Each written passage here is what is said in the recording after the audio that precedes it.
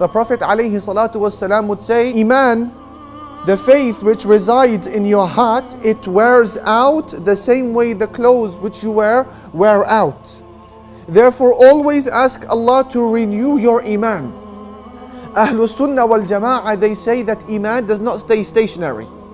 Faith in Allah Ta'ala is either ascending or descending. And one of the most effective ways, ikhwan, and take this from me, to renew that Iman and make it rocket sky high, it is to speak about Allah. Those who are struggling to desist from a certain habit, whether it is cigarettes or whether it is pornographic videos, whether it is a track, whether it is anything, I say, know Allah Ta'ala.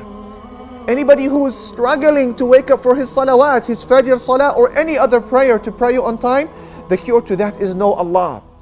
Those who are grieving more than usual, those who are distressed, those who are depressed, the cure to this, wallahi, is none other than to know Allah the Creator subhanahu wa ta'ala. And ikhwan, what better way is there to recognize the Creator other than the words of the Creator Himself?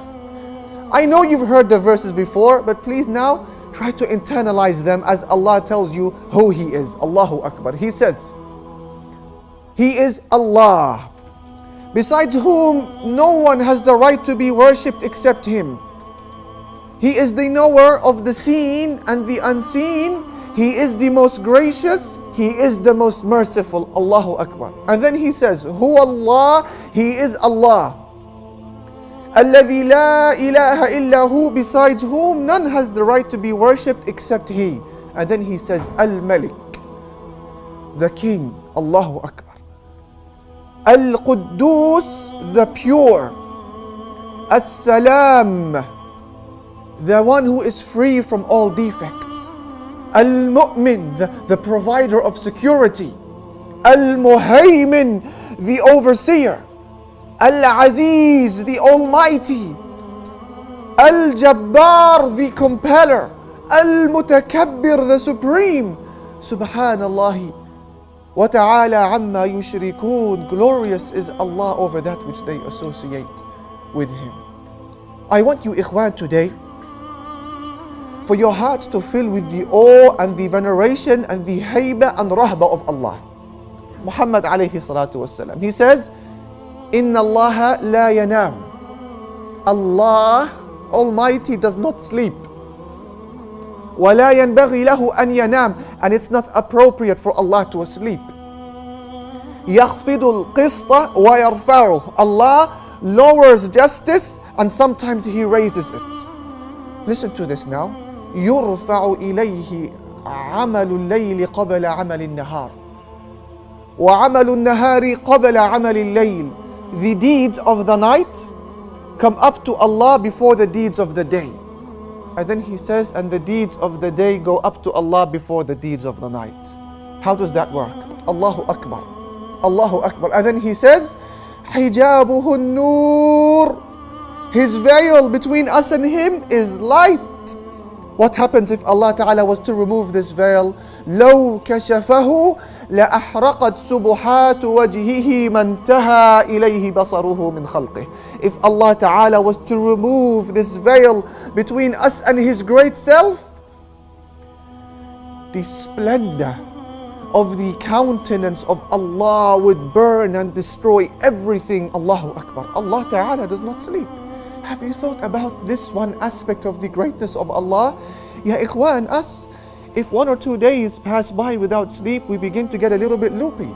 Allah Ta'ala, since the beginning of time, bearing in mind Allah has no beginning, until the end of time, bearing in mind Allah will have no end, Allah hasn't slept for a fraction of a second. Allahu Akbar. Have you thought about this meaning when you come to sleep and you're exhausted and you're tired? You gotta get the bed, man. And Allah Ta'ala is awake, preserving the affairs of the heavens and the earth. Allahu Akbar. When the one who was being oppressed in Syria or in Palestine or in anywhere in the world, Allah Ta'ala was awake. When the oppressor was engaging in his oppression, Allah Ta'ala was awake. When you thought that no eye can see you and those curtains are drawn and perhaps the friends and family are not in the house, guess what? Allah is awake, regardless of what time of the night it is. Allahu Akbar. Otherwise, ikhwan, tell me please, If Allah Ta'ala was to sleep, who would be the one taking care of the affairs of the heavens and the earth? Allah says He is the one who holds up the heavens and the earth lest they may fall into destruction. And Allah says, if He does not hold them up, then who will hold them after Him? Allah Ta'ala is the one who's carrying this universe, ya ikhwan. Have you ever thought what would happen to the universe if Allah Ta'ala did sleep? وَحَاشَاهُ وَسُبْحَانَهُ وَتَعَالَى عَنْ ذَلِكَ. What would happen to the universe if Allah Ta'ala was to sleep for a second? It is narrated in some of the narrations from the people of the book that one of the righteous men of the past, in his heart he began to question whether Allah Ta'ala sleeps or not, just out of inquisition. And so Allah Ta'ala wanted to teach this righteous man the meaning of Allah's wakefulness and how He does not sleep, and what would happen to the globe and the universe if Allah did sleep. So He sends him a few angels.